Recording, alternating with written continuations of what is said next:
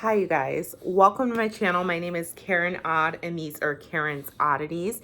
If you are new here, welcome. If you're returning, welcome back. Either way, I do want to ask that you give this video a thumbs up, comment your thoughts below, even if you disagree with what I'm saying, and subscribe to my channel because I am confident that there is something here in this channel that you will enjoy. Okay, so before I get into the details of this video, I want to start by shouting out my broski for giving me his Barbie sweater. We will reference this sweater later in this video. I'm so happy that he gave me this sweater. It does fit me pretty big. I know it doesn't look like it, but it does fit me pretty big. But I love this sweater. It's so cute. I'll probably primarily use it to just lounge around in my house and like hang out with my boyfriend. But not the point. So happy he gave me this sweater. And now I don't have to buy my own. And it's like so cute. And it's so soft on the inside. This is from the Mattel Barbie collection. From the Barbie movie that came out was it summer? I think it was summer because I remember going and I wore like a summer dress. Not the point. Okay, let's get into it. So this is the very first video that I'm doing as it relates to Love is Blind season 6. I did a small video relating to Love is Blind because I actually signed up for Love is Blind because they were going to be in my vicinity, community, state. I did not get selected, clearly. This video is not about me signing up for the show. It is to discuss Love is Blind season 6, but more specifically to discuss the finale that I just watched because I just got home. I was hanging out with my friend and I'm like, oh my God, I need to watch it. Let's get into it. Clearly, I will put spoiler alerts for those of you that haven't watched it yet, but at this point you should have watched because it probably released at like 12 a.m. yesterday, depending on where you're located. So you've had ample time to watch it at this point. You've probably had 24 hours to watch it. I could have watched it while I was working from home, but I decided to save it for the evening because I could enjoy it more at the evening. It's kind of like my reward at the end of the day. So for the purposes of this video, I'm only going to talk about the season finale. I'm only going to talk about the couples that were discussed and showed on this episode. And depending on what the reunion is like, if I have more things to talk about, if there are more topics to discuss, I will make a video regarding the reunion or reunion part 1 or 2, depending on how many there are. I'm not going to get into the other couples. I'm not going to get into the other details because really that's not relevant right now. I want to stay focused on the episode that I just watched. So let's start with Chelsea and Jeremy. So I have a group chat. And we were talking a bit about the show and how it was coming out because some of my friends have been watching, some of them haven't. And then one of the friends is like, you're going to be disappointed. I'm just like, okay. I had no idea what she was talking about, right? I remember where the last episode left off before this last final episode aired. And Chelsea and Jeremy were out at a restaurant. They were talking. He was essentially asking her if she has her decision made and if she's going to say yes or no. I thought she was going to say no when they left on that cliffhanger, but I was not expecting Jeremy to have the balls to tell her that he did not want to go to the altar. I was never expecting that. And I'm not saying Jeremy is a pushover, but from the beginning, Jeremy did not strike me as an honest person. He did not strike me as someone that was going to be that direct and stand up for himself and just really have a very difficult conversation. He doesn't strike me as someone that can easily have very difficult conversations. So I was super surprised when he took the stance and told Chelsea that. If we go back to previous episodes, which I said I'm not going to do that, we know the different type of arguments they've had. And I think the final one was the one where Chelsea had been drinking. There were just so many arguments. But I think the final one was where Chelsea had been drinking. And then she calls out the fact that he slept with one of his friends, which I had already suspected because I was reading things on Reddit. And thank you to all of the Reddit people that have so many spoilers. And you guys put them all on there. But at least you put the spoiler tags. That can keep us from spoiling the show sooner if we just pay attention to those spoiler tags. I was not expecting him to say that. I was expecting him to go to the altar and do it at the altar. And honestly, the fact that he was willing to tell her that ahead of time, he probably selfishly did that for himself and for his family. But I kind of have some sense of respect for him not taking it all the way to the altar and doing that. It's one, well, it's very difficult getting broken up with. Number one, in this case, they're engaged. Do I really count as a real engagement? No, because they don't really know each other and it's only been a couple of weeks since they've known each other. Is it technically a real engagement? Yes, it is. Is it technically a real wedding and ceremony? Yes, it is. Not the point. What I'm saying is their engagement does not hold the same value as an engagement of someone that's been dating for 5 years. They're engaged, they know each other in and out, etc. So I say that to say I do have some level of respect for him for cutting that off earlier because it is difficult to get broken up with, period. It's difficult to get engagements called off and then add the cameras in the mix and you being blasted on national television, having to watch it back. But it's even utmost difficulty adding the cameras, adding all these other factors, and getting broken up with or left at the altar. That is the ultimate level of difficulty, especially when you're invested in something or in a connection, when you love someone, when you think that it's going to go all the way, when you think that you're on the same page. To be blindsided like that has to be the most difficult thing ever.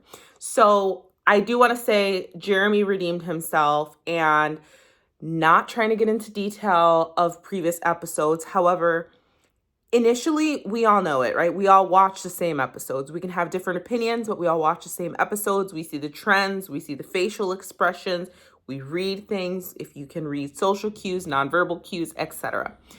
It was apparent that Jeremy was not very attracted to Chelsea. I do think that over time, his attraction started to grow. I think they enjoyed themselves. Maybe the sex was good and that helped. Maybe that's vulgar. I'm just being honest. I mean, I'm a human.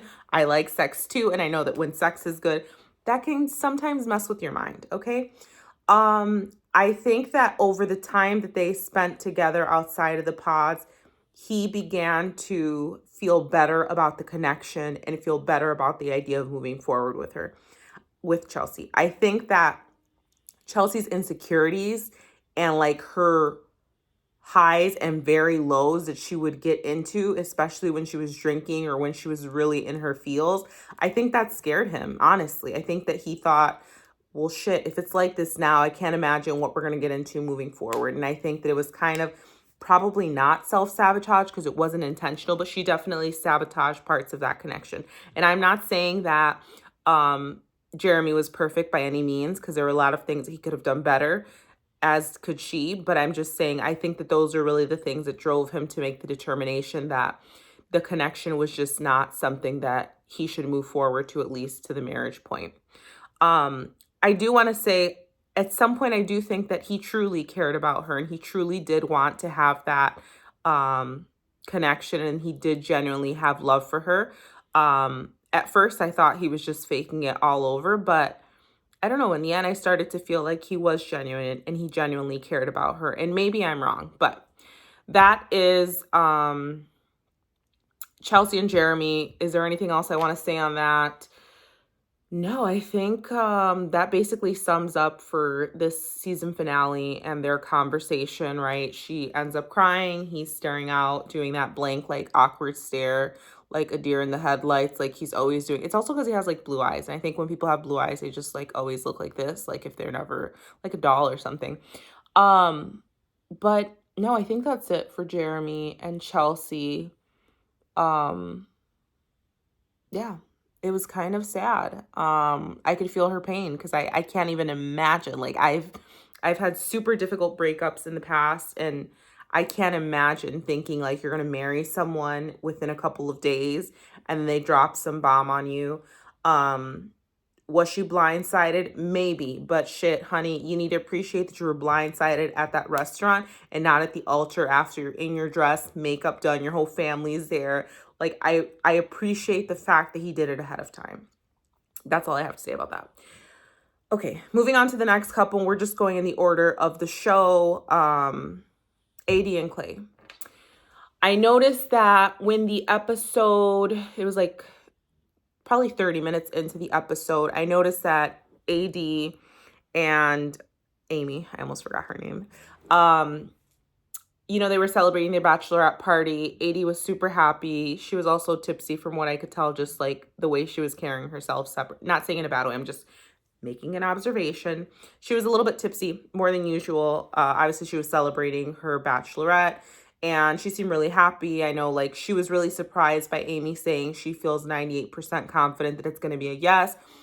Based on just how playful, happy, and joyful AD was, it seemed to me like she had no doubt in her mind that her and Clay were going to be 100% yes as well.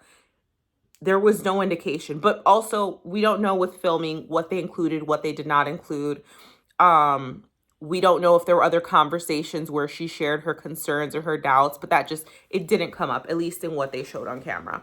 So I thought that was interesting. And I think that it was very difficult for me to watch AD and Clay at the altar and the way shit went down. Um, not AD, Clay is hard to read. He's hard to read. I've tried to read him, and obviously I don't know him as a person, but I'm just saying, like, I can read people. We can all, like, pay attention to cues and stuff on people's faces and stuff. I try to read him when I watch a show, and it's like I can't tell what he's thinking when I'm watching him. So I was unsure, but I thought because AD was so sure of him and how he spoke so highly of her, I was pretty sure that they were both going to say yes. I knew that the marriage was not going to last if they had both said yes, but I was pretty confident that they were both going to say yes and that they were both going to move forward. And, the speech right before, and I felt like so many things that AD told Clay. Like, I felt that shit in my soul because I have felt like that about people. I have been that person, where it's like, I think she said something to him about, there are things I see in you that you probably don't even know are within you. I have been there. Me and you, whoever's watching this, I know you have been there before, where it's like you see potential in a man or in a partner, something that they can't even fathom, but you see like their greatness. And it's like we're their little cheerleaders, and we want to like help get them to like the finish line because we want to push them. We want to motivate them, push them up, keep them like happy. And like, we want to like pick them up when they fall. Like, we're just doing too fucking much for people that don't deserve us is what it comes down to, honestly. But she said that, and then, she said, I'm always going to be your cheerleader. I'm always going to basically have your back. Like, just some ride or die, like, shit that it's like, I would want the person that I'm going to marry to say that. And I don't think she was just saying it to tell him what he wanted to hear. I think she was saying because that is genuinely how she was willing to show up every day for that marriage. And that was genuinely what she was going to do in this connection. And when she said that, like, my heart was like, girl, I feel you, girl, because I would do the same shit for my man when I love him. So I was like, geez, and even I think after she made those statements, like that, like little speech that she made, even he was like, damn, like, I think he was surprised by like how ride or die she was. I wonder if it's at that point, like, if it crossed his mind, like, well, maybe I should say yes, right?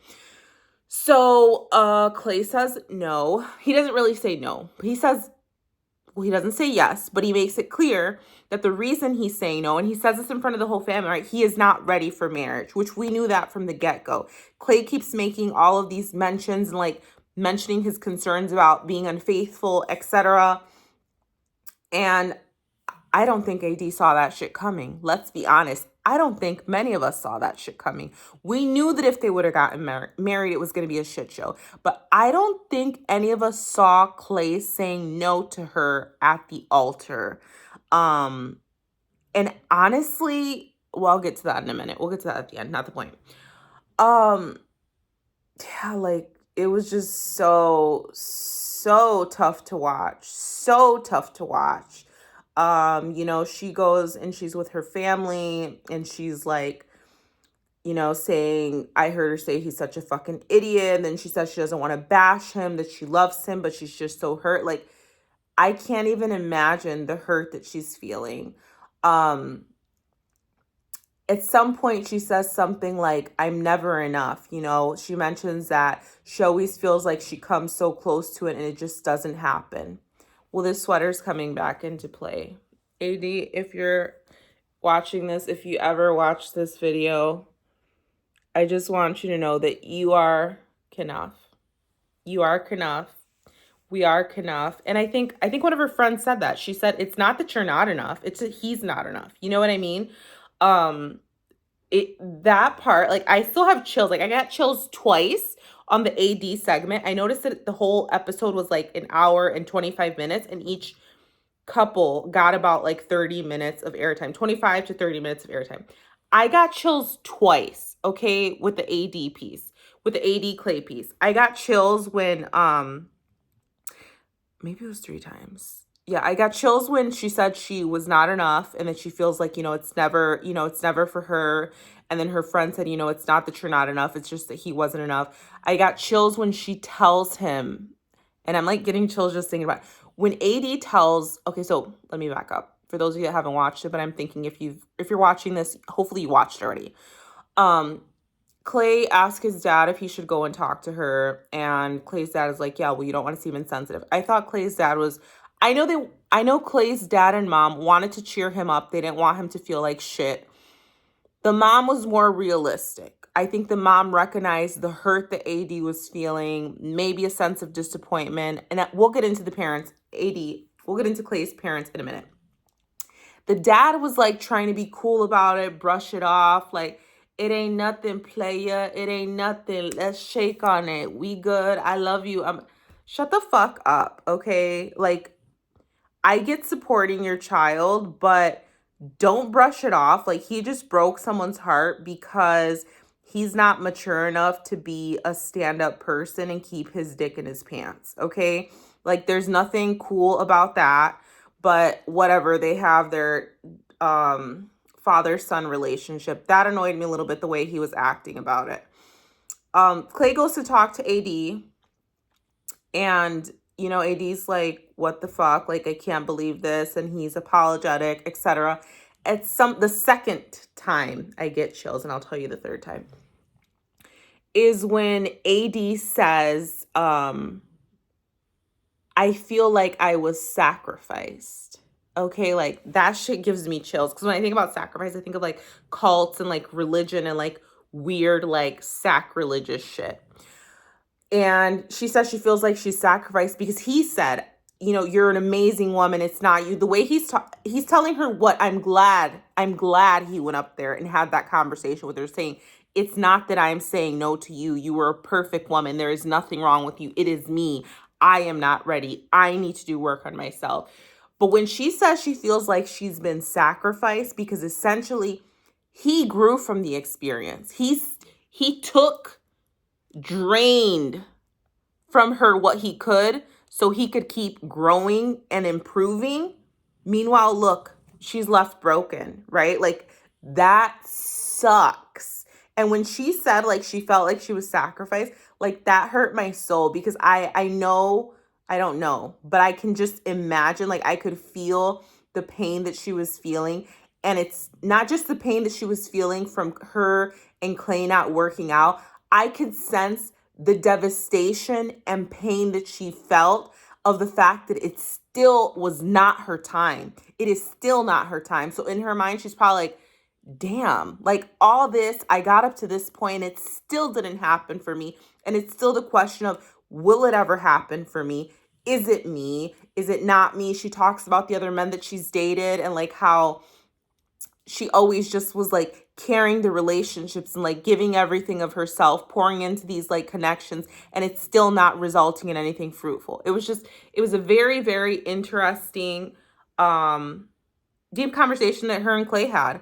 I think that he said all the right things. I don't think he was not being genuine when he's on the camera by himself. He says, was I in love? No. Was it enough? Did we have conversations about things that were enough for me to want to get married? No. Clay was being honest. And honestly, I think he's a fucking idiot, but I do respect him for being completely honest. I respect that.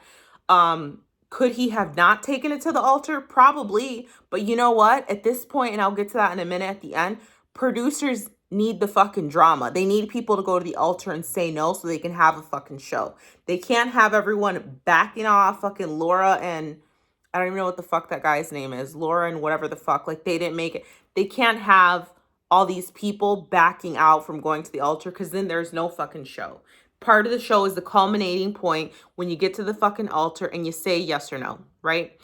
So it was just very, very crushing to see the conversation between Clay and AD.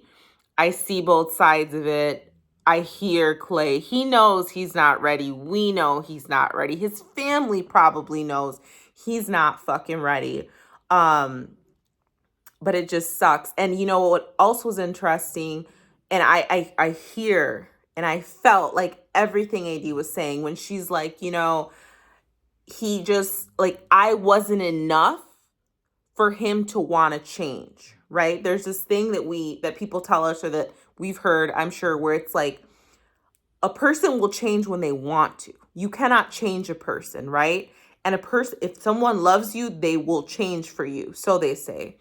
But I think that was also her hurt, where she's like, well, you're saying that I'm this, I'm that, I'm great, I'm perfect, but clearly I wasn't perfect enough for you to fucking be a better guy. Or clearly I wasn't perfect enough or good enough for you to try to do a little bit better, right? And I think that in the moment, it's easy for, I won't say women, I think in the moment, it is easy for a person that is hurting to like try to make the situation simplified and as black and white as possible. But huge decisions, life altering decisions like that, are not something that should be taken lightly, and they are never black and white. Like, there's so much more happening under the surface. He talked a little bit about finances, that he didn't understand her financial situation. I think that it was a combination of he was getting a little bit of cold feet, plus he had all these other things that he was still concerned about. And shit, this is a rushed ass process to get married. Good for him not moving forward. We knew the marriage was not going to last, but good for him not moving forward. The third time when I got chills with the conversations as it relates to AD and Clay was was Clay's mom and dad. Clay's mom, and so AD's mom as well, super duper wise, intelligent, insightful, just like really soulful women that like had some really, really great pieces of advice and like really thought-provoking statements that were made on the show. So essentially in this show, Clay mentions a lot about how his father he essentially cheated on his mom, I guess, throughout their entire marriage. At some point, both parents are talking, and Clay's mom brings it to her ex-husband, because they are divorced, his attention, that part of the reason that Clay did not move forward is because he's carrying all that trauma from watching his dad play his mom for years. Clay's mom also mentions that there are things that she didn't even know were going on in her marriage until she went through this process with her son, and how she is reliving the pain of that situation, and how part of the reason that Clay could not say yes is because he still has unresolved trauma. She talks about the real ass shit, that it's like we carry all this shit from our childhood, and when we don't address it, it keeps us stuck. It keeps us from moving forward, right? Clay will not move forward until he gets that help. And he knows that, right? He talks about therapy. I know on Reddit, like, people were making fun of him, like, can we get this man some therapy? But he knows he needs to do work. His mom knows. And it's like, I know that when his mom called that shit out, his dad, he was hurt and he realizes he fucked up. I think his dad still has a player in him, whatever, not the point. But it's like, I think that the dad is also reflected, like, yeah, I fucked up. And I think that when the dad watches this back, if he ends up watching it or just watches that episode where he came out, I think it still is going to hurt him, and it's going to sting even more when he watches it play back. Because he says something about, Clay's dad says something about, yes, hopefully he can find a woman like you, referring to his ex-wife, Clay's mom. And then Clay's mom says, yeah, he can find a woman. And then she says, I can't remember exactly, but essentially she says, yeah, find a woman like me. And then she's like, you found a woman like me, but you didn't treat me right. Mic drop.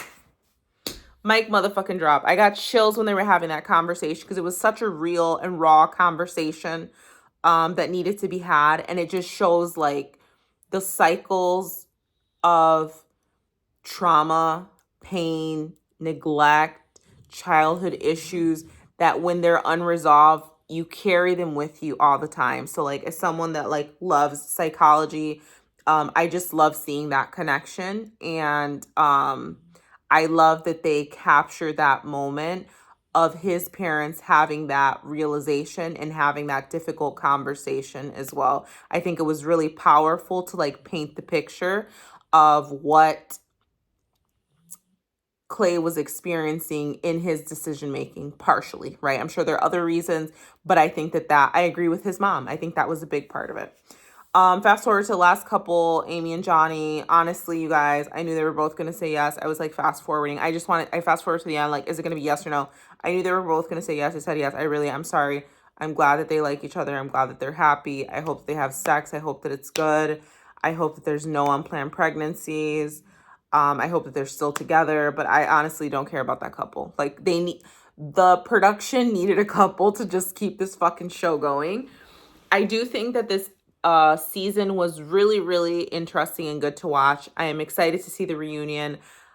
There was a lot of shit on Reddit. I read on Reddit a lot because I'm not on like the only social media I have right now is YouTube and Reddit. I don't have Instagram, don't have Facebook, Twitter. I don't do any of that other shit. So it's like Reddit is like my go-to, and there's a lot of fucking information on Reddit. There are a lot of people doing a lot of fucking research and investigating. There are a lot of fucking spoilers on Reddit, but I read a lot of things about a lot of the cast members. I just said a lot of times.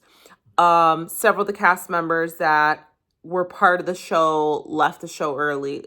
There's tons of information out there about different cast members. And I just want to say, I think that Love is Blind, I will still watch because I like the drama. It's less about the concept, more about I like the drama and I like the build up when people meet each other and seeing whether or not it's going to work. I mean, we like drama. I won't just say it's me, right? Like, don't judge me for liking drama because if you're watching this show or if you're watching this video, you like drama too. But I think that production is running into the issue where it's less about the altar now, right? It's what we care about is more about the in-between because we're going to know one way or the other in between if they're going to make it or not. Shit, you can go to the altar, but I can tell you from all the seasons that I've watched, I can tell you all the couples that I know are going to survive or not. Although I will say Chelsea and, is it Kwame? I did not think they were going to last, but they did. So that's one that surprised me. Mind you, like I think when I'm done with this video, I'm going to check to see if Chelsea and Kwame are still together because I did not think they were going to last as long as they have. But the other couples, like I already knew which ones are going to break up. We always do. You can tell the patterns, you can tell when it's fake, you can tell when it's real, etc. All in all, my friend said I was going to be disappointed that it wasn't that good. I thought this was a really good episode because I don't know, just the whole AD and Clay thing. It was just very, very interesting to watch. One last thing I'll say on AD and Clay, I could tell, and clearly they're very attracted to each other. I know they talk about like how good their sex life is. I could tell when they reconnected after him essentially saying no, they were kissing and it's like, I could tell like she was trying to be cutesy about it, like trying to like pull it like the sex appeal or like trying to be cute and like get his attention that way. And then like he was, they hugged and kissed, whatever. For a minute, I thought that they were going to consider continuing to date, which I don't think AD should do. I guess we'll find out when the reunion airs. Hopefully that'll be next Wednesday. I hope they don't date because I don't think it's healthy for either of them. I think that even if they do date, Clay's gonna cheat on you, girl. Like he told you shit. He probably was cheating on you on the show. I'm sorry, but he was probably cheating on you on the show. As many times as that man brought up cheating, like I would not be surprised. That is my take on the episode that aired today. I hope you guys enjoyed this video. Let me know your thoughts below. Let's have a conversation. Let's have a discussion. And let's see what this reunion's talking about, you guys. I hope you enjoyed this video. Thank you so much.